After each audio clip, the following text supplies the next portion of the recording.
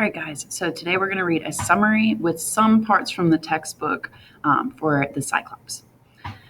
Okay, so the Cyclops Summary. Odysseus and his men have been sailing around the Mediterranean Sea for 10 years. They come to a place where the Cyclopes live. The Cyclopes are one-eyed giants who have no laws and do not know how to farm. They do not live in towns or work together. Each Cyclops lives in his own cave. Odysseus' ships first land on a small island near the Cyclops land. He and his men stay there for 2 days. They drink wine and eat wild goats. On the third day, they decide to find out if the Cyclopes are friendly or not. Odysseus and a small group of his men row a ship over to the Cyclopes land. As they get closer, they see a large cave with a giant Cyclops sleeping in it. In front of the cave, there are the Cyclops' many sheep and goats. Odysseus' ship lands on the beach. Odysseus and 12 of his best fighters go to the cave of the Cyclops. Odysseus brings some brandy, which is a very strong liquor, and some food. Okay. The Cyclops is no longer in his cave. He had taken his sheep to eat grass in the field. Odysseus and his men look around the cave.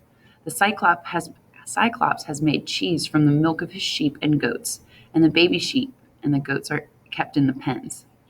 Odysseus' men think that they should steal the cheese and the animals and sail away, but Odysseus wants to meet the Cyclops. So they light a fire, eat some cheese, and wait for the Cyclops to come home. Finally, the Cyclops returns. Odysseus and his men hide near the back of the cave. The Cyclops moves a huge stone to close off the cave's entrance. Then he milks his sheep and makes some cheese. When he puts some wood on the fire, he sees the men. The Cyclops demands to know who the men are. Odysseus says that they are Greeks trying to find their way home after the Trojan War. He hopes the Cyclops will treat them well. Welcoming strangers is important in Greek culture. The Cyclops says his people do not care about Greek culture or Greek gods. Then he asks Odysseus where his ship is. Odysseus knows it's not safe to tell the Cyclops the truth, so he says their ship was lost at sea. Suddenly, the Cyclops grabs 2 of Odysseus' men.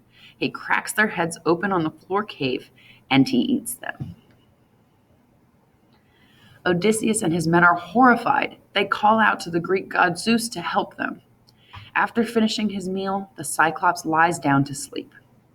Odysseus draws his sword, but he stops before killing the Cyclops. If the Cyclops dies, the men will be trapped in the cave because the stone to the entrance to the cave is too heavy for them to move.